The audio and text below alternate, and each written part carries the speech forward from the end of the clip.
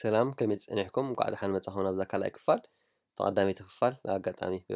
ተቋሪፃትኒ የቕሬታ ስለዚ ካብታ ደው ዘበልና ክንቀፅል ኢና እቲ ሌግ ኢልና ነርና ከም መተሓሓዚ ቃል ክንውስኽ እንተ ደኣ ደሊና ከም ተወሳኺ ማለት እዩ ፖብደነ ኦፎርቡደነ ድበልናዮ እቶም ኩልኩላት ነገራት ወይ ከዓ እቲ ሓበሬታ ዝተዋህበና እዚኦም ተወሰኽቲ ኣንበፋሊንግ ኣለዎም ኣብዚ ላዕሊ እንታይ ርኢና ነርና ያቶም ቶም ቲልታክያት እዮም እዚኦም ነዚኦም ኢና ነዚኦም ብምልኦም እዚኦም ዝሓለፉ ኣገደድትን ከልከልትን ነገራት ዝበልናዮም እዞም ላዕሊ ዝረኣናዮም እዮም ሕጂ ዝመፁ ዘለዉ እንታይ እዮም ኣንበፋሊን እዮም ተመከርቲ ነገራት ተገበርካዮም ዝበለፀ ዝበሃሉ እዮም ማለት እዩ ስለዚ እንጎ እንታይ ማለት እዩ ኩሎም በር እንጎ በር ማለት ከምዚ ተዘይከድካዮ ሓይሽ ናብ ምብፃሕ በሰክ የመማት ናብ ምብፃሕ ተዘይከድካ ተመራፂ ብጀካ ኣብ ኣገደስቲ ዝኾኑ ነገራት ካብዚ ዝበልናዮ ምብፃሕ ብጀካ ኣገደስቲ ዝኾኑ ናይ ገዛ የመሸነስ ኣብ ገዛ ዝግበሩ ሰርቪሳት ወይ ሓገዛት ወይ ድማ በሰክ ወይ ድማ ምብፃሕ ናብ ሰባት ፓሹነር ማለት ሰባት ማለት እዩ some are elevated systems ኣብ ናይ ህይወት መወዳእታ ገፃት ዘለዎ ማለት እዩ ኣለነ ብወነ በይኖም ዝነብሩ ወንድ ላጤ ማለት እዩ ካን ሃብ በሰክ ኣፍ ኤለር ጎ ፖ በሰክ ሕጂ በይንኻ ትነብር ተኾንካ ከይፅምወካ ንምባል ማለት እዩ ናብ ሓደ ምብፃሕ ፍቀደካ ግን ናብ ሓደ ኤንቲልቱ ሓደ ክሳብ ክልተ ፋስተቨንርካ እንታይ ማለት እዩ ቀወምቲ ዝኾነ ኣዕሩኽ እንተዳ ብምብፃሕ ናብ ኩሉ ትበፅሕ ኣለኻ ንስኻ ኣላባዓ ትኮን ኢኻ ናብ ሓደ ወይ ክልተ ዓርኪ ወይ ድማ ናብ ሓደ ፋስት ውስታን እንዳኽስቶ ጥራይ ኢካ ክትከይድ ትኽእል ኢኻ ግን ኩሎም ትኸይድ ተኾንካ ግን ንስኻ ካብ ሓደ ገዛ ናብ ሓደ ገዛ መላብዕ ክትኮን ስለትኽእል ተመካሪ ኣይኮነን ስለዚ በይንኻ ክፅምወካ ይኽእል ናብ ፍሉጣት ድኾኑ ሓደ ስድራ ወይ ድማ ናብ ሓደ ክልተ ኣዕሩኽ ክትከይድ ፅቡቕ ይከኣል እዩ ተመካሪ እዩ እዚ ሕጂ ኣንበፋሊንግ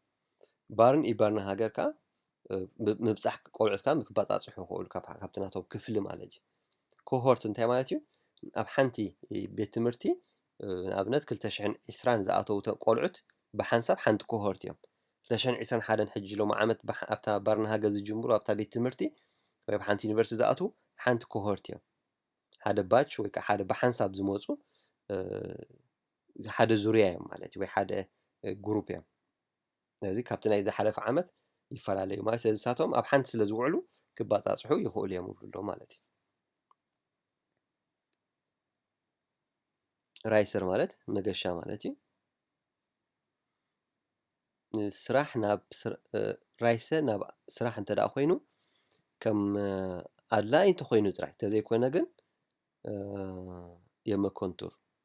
የመንታይ ማለት እዩ ገዛ ማለት እዩ ኮንቱርካ ኦፊስ ማለት ስለዚ ኦፊስ ትኸይድ ኢኻ ኣብ ገዛኻ ኮንካ ትሰርሕ እንተለኻ ግን የመኮንቱር ይበሃል ማለት እዩ የመኮንቱር እየ ዘለኹ እንተኢልካ ሓደ ሰብ እንታይ ማለት እዩ ኣብ ገዛ ኮይነ እየ ዝሰርሕ ዘለኹ ማለት እዩ ስራሕ ኣይከይድን እዩ ዘሎ ይሰርሕ ኣሎ ይኽፈል ኣሎ ግን ኣብ ገዛ ኮይኑ ይሰርሖ ኣሎ ስራሕ ኤንቲል ኤን ቪርክሶምሄተር ሓደ ናብ ሓደ ቪርክሶምሄተር ማለት ቪርክሶምሄተር ማለት ትካል ወይ ንግዲ ናይቲ ንግዲ ትካል ንበሎ ስለዚ ኤንቲል ኤን ንኣብነት ከም ንኣብነት ኣብ መናምፂ ኢሎ ፍሪሰር መሻጢት እንተኮይና ንኣብነት ሓንቲን ሓንቲ እያ ትምሽጣ ስለዚ ከምዚኣቶም ድማ ናይ በይኖም ምኽርታት ሂቦሞም ኣለዉ ፎሽታር ከደ ሪናያ ነርና ዝደልደለ ቲልታካት ከተኣታትውለዎም እብሉ ማለት ምክንያቱ ብጣዕሚ ቀረባ ኮንካ ንሓደ ሰብ ስለ ትሰርሕ ማለት እዩ ሲትዋሽን ማለት ሲትዋሽነር ኩነታት ማለት እዩ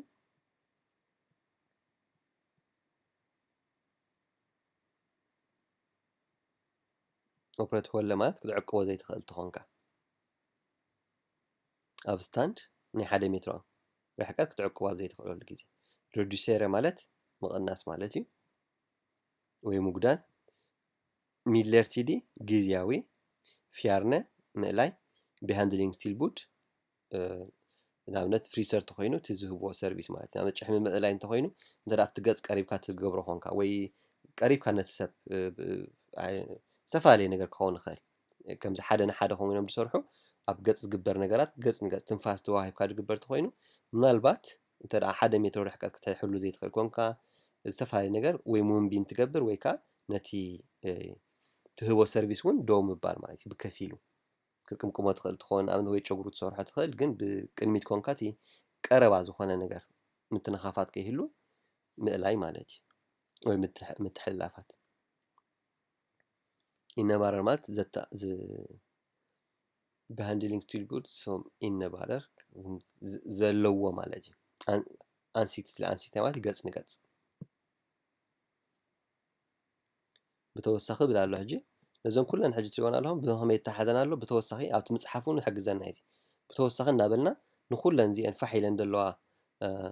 باراجرافات وي حطوا صحفات نأسرنا لنا مالتي بتوسخي تايلو حجي انتي حاتتصبه توسخ قال حبيت اخبرنا مالتي منغستي استوس اندل مات قال مالتي اندل قال ام بفالينجر تيلدي بيررت إذا صحفت حجاب كلا تريوه لهم بتاع مستيق خوني ጋዜጣ ገለ ተንብቡ ከለዎም ስቲል እሱ እዩ ዝድገም ስለዚ ዝተፈላለዩ ጋዜጣታት ተንብቡ ከለዎም ዘን ቃላት ክድገማ እየን ማለት እዩ until በረርተ ማለት ዝተንከፉ ማለት እዩ ብላንታኣት ክኒተት ዝተንከፋ ኮሚኒታት እየን ሕጂ ተን ኮሚኒታት ከምዚ ጎረቤት ኮሚኒት ዝበልናያ ማለት እዩ ስለዚ ኦሽሎ ሓንቲ ኮሚኒት እንተዳ ኮይና ከም በዓል ተንከፋ ኮሚኒታት ወይ ንውድሮ ፈሎ ሓንቲ ኮሚኒት ተንከፋ ንዓኒ ዘመልክት ዘሎ ማለት እዩ ገለ ካብቲ ድማ ኣብ ኮሌክቲቭ ትራንስፖርት ኣብ ቴስቲንግ ኣብ ካራንቴነ ምውሻት ማለት እዩ ቴስቲንግ መርመራ ምክያድ ማለት እዩ ቡርደሪንግ ማለት ገምጋም ማለት እዩ እዚ ኣንበፋሊንግ እዚ ኮሚነ ዝያዳ ገምጋም ክገብረሉ ኣለዎ for the informers ኢንፎርመር ማለት ምሕባር ማለት እዩ ኢዳግ ሎማዓንቲ ሎማዓንቲ ሓበሬታ ዝወፀሉ መዓልቲ ስለ ዝኾነ ኢዳግ ኣር ኤንቱንግ ዳግ ፎርማንገ ኢቢየን ቮር ሎማዓንቲ ሓንቲ ከባድ መዓልቲ እያ ከባድ መዓልቲ ማለት ሕጂ ሸኸም ኣይኮናን ንዛብልና ምሽ ኣብ ሸኸም ኤንቱንግ ክትብል ትኽእል ኢኻ ከቢድ ግን ኤንቱንግ ዳግ ተይልካ ከምዚ ዘሕዝን ደስ ዘይብል ሙድ እዩ ዘምፅእ እውን ስለዚ ንከምዚ ክንጥቀመላ ንኽእል ኢዳግ ኣር ኤንቱንግ ዳግ ፎርማንገ ንብዙሓት ማለት እዩ ኢቢየን ቮር ንብዙሓት ኣብ ከተማና ኦሽሎ ፎልክ ሃዮርት ኤንስቱር ኢንሳትስ ኦሽሎ ፎልክ ተልና ብፎልክኒንግ እቶም ነባሮም ሽልና ኦሽሎ ፎልክ ተልካ ናይ ኦስሎ ሰባት ማለት እዩ ሕጂ ናይ ብዛዕባ ኦስሎ ሰን ዝዛረብ ዘለና ነፍሲ ወከፍ ኮሚነ ከምኡ ክትብል እያ ማለት እዩ ኦስሎ ፎልክ ኣብ ዝሓለፈ ዓቢ ዝኾነ ኢንሳትስ ገይሮም እዮም ኢንሳትስ እንታይ ማለት እዩ ከምዚ ኣበርኪቶም እዮም ኢላንግቲድ ኣልሬደ ድሮ ኣብ ነዊሕ ግዜ ማለት እዩ ካብቲ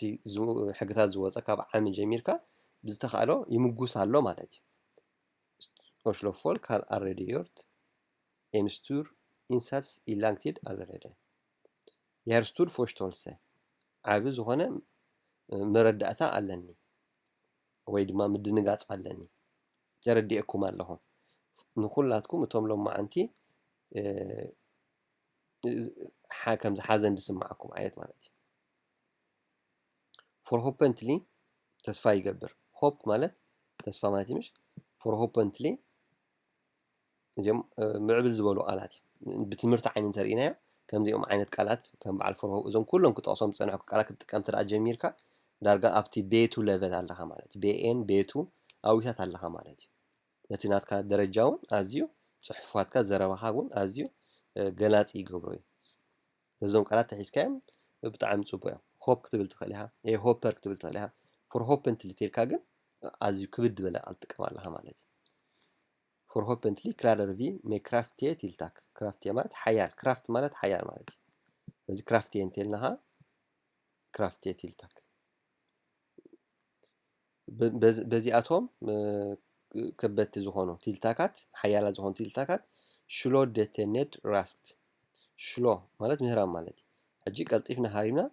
ሽሎ ኔድ ተልናያ ሃሪምካ ተወድቆ ከለኻ ማለት ስለዚ ነዚ ሕማም ሃሪምካ ከም ምውዳቕ ገይሩ ዝዛረበሉ ኣሎ ማለት ስለዚ ኦሽሎ ደተኔድ ራስክት ሽሊክኣት ቪ ኦምኮርቲድ እየን ሽሊክኣት ማለት ነቲ ዕላማኻ ነዚ ሕማም እዚ መሰውደቕናዮ ሽሊክኣት ስለዚ ድማ ከም ውፅኢቱ ድማ ድሕሪ ቁርብ ግዜ ቀስ እናበልና ናብ ፎሽክቲ ማለት ምድላው ማለት እዩ ፎር በረደ ምድላው ፎሽክቲ ማለት ጥንቁቅ ማለት እዩ ፎሽክቲ የን ኦፕኒንግ ማለት እንደገና መኽፋት ኦፕኒንግ መኽፋት እዩ የን ኦፕኒንግ እንደገና መኽፋት ሕብረተሰብና ቀደም ክፉት ናብራይ ነይሩ ሶሻሊ ስለዚ እንደገና ንዕፆ ኣለና እንደገና ክንክፈት ከለና የን ኦፕኒንግ ይበሃል ማለት እዩ ኣብ ሳንፉነት ሕብረተሰብ ኦቨርዳግን ከዓ መዓልታዊ ዝግበር ሂወት ማለት እዩ ኣብ ፊሉተር ዮሃንሰን ከምኡ ኢሉ ወዲኡ ማለት እዩ እዚ ተስፋ ገብር እዚ ንገብሮ ዘለና ስጉምትታት ብርቱዕ ስጉምትታት ሓያል ስጉምትታት ነቲ ቫይረስ ሃሪሙ ወዲቑ እንታይ ማለት እዩ ከምኡ ትርጉሞ ይትኽእልና ትግርኛ ምሽ ነቲ ቫይረስ ስዒርና ክባሃል ይኽእል ማለት እዩ ድሕሪ ቁሩብ ግዜ ቀስ እናበልና እንዳኸፈትና ናብቲ ኖርማል ክንመልሶ ተስፋ ንገብር ይብል ኣሎ ማለት እዩ ስለዚ ተስፋ ገብር ብዙሕ ቃላት እዩ ኣብዚ ደሎ ብጣዕሚ ብዙሕ ምዕቡል ቃላት እዩ ብዙሕ ሰብ ከም ዝረኣኹሞ ኣብ እሱ ተቐመጡ ምናልባት ሾፒንግ ክወፅእ ክዳሎ ገለ ውዒሉ ኣሎ ፍሉይ ነገር ዘለዎ ነገር ኣይኮነን ካብቲ ናይ ቀደምቲ ፍሉይ ነገር እቲ ናይ ብሪቲስከ ሚትዌርት ቪሩስ ስለ ዘሎ እዩ ንምርድኡ ዝኣክል እዩ ማለት እዩ እቲ ስጉምቲ ድማ ከቕልሎ እዩ እቲ ዝያዳ ተስፋ ዘሎ ማለት እዩ እዚአን ተንቲልታካት ደጊምኩም አንብብዎን ከም ከቢድ ግዜ እኮ ተኾነ ከም ኖሽ ክትመሃሩሉ ኣጋጣሚ ኣዝዩ ብዙሕ ቃላት ትሕዝሉ ግዜ እዚአን ኮይነን ተን ቃላት ካልእ ክብሎ ዝደሊ እቶም ሓደሽቲ ንኖርዌይ ዝመጻኹም ዓመት 2 ዓመት ወይ ንጽቡቕ ወላ 10 ዓመት ጌርና እውን ነቲ ቋንቋ ጽቡቕ ጌርና ዘየመለኽናዮ ስለ ዘለና ዝቐለካ ንኣብነት ሕጂ ብዚ ብዙሕ ቃላት ቅድሚ ናብዚ ቪድዮ ምቕራበይ እንታይ ገብረ ዝኣበየኒ ዝነበረ ክተዳልየ ክኣትወሉ ስለ ዘለኒ ናብ እንግሊሽ ይሓይሽ ስለ ዝኾንኩ ካብኡ ናብኡ ብእንግሊሽ ይሪኦ ነይረ ስለዚ ናብ እንግሊሽ ተገይረዮ ከዓ ብእንግሊሽ ኩሉ ተሓበሬታ ኣሎ ሓንሳብ በቲ ኖርዌጅያን ዘይተሕዘልካ በቲ እንግሊሽ ዝያዳ ገልጾ ክእል ዝያዳ ኖርዌጅያን ወይ ኖሽክ እናተጠቀምክ ምስከድካ ከዓ እቲ እንግሊሽ ዘይገልጸልካ ኸውን ዝያዳ እቲ ኖሽክ ትገልጸልካ ኸውን ንኣብነት ንበሎ ናብ ሕጅስ ብእንግሊሽ ታይልካ ትገልጻ ምስ ናብ ዝተሓሓዙ ብዙሓት ነገራት ስለ ዘለዉ ኦኬ ሶሻል ሲስተም ገለ ትብል ትኽእል ኢኻ ሶሻል ኮንቱር ወይ ኦፊስ ግን ሬታ እቲ ሶሻል ኮንቱር ትብል ትኻ እቲ ናብ ግን ካብ ሞር ናይ ኖርዌይ ትካል ኮይኑ ብዙሕ ትርጉም ዘለዎ ኢና ዓና ስለዚ ብእንግሊሽ ክገልፆ ምናልባት ክሳይ ክኾን ይኽእል ስለዚ ከምኡ ዓይነት ቃላት ክህልው ይኽእሉ እዮም ዝያዳ ናብ ክሳይ ዘእትውና ማለት እዩ ናብ ቋንቋ ክንቀያየር ዝሕግዙና ሕጂ በቲ ኖሽ ዝርዳእና ብኖሽ ክንኺድ ብእንግሊሽ ዝርዳእና ግን ብእንግሊሽ ሙሉእ ክንነብሮ ከም ንኽእል ከዘኻኽረኩም ፈቱ ማለት እዩ ኣብዚኣ ክሊክ እናገበርካ ብእንግሊሽን ብኖሽ ክንቀያየረን ትኽእል ኢኻ ብሩህ መዓልቲ ጽቡቕ ዓመት 2021 ቻው ቻው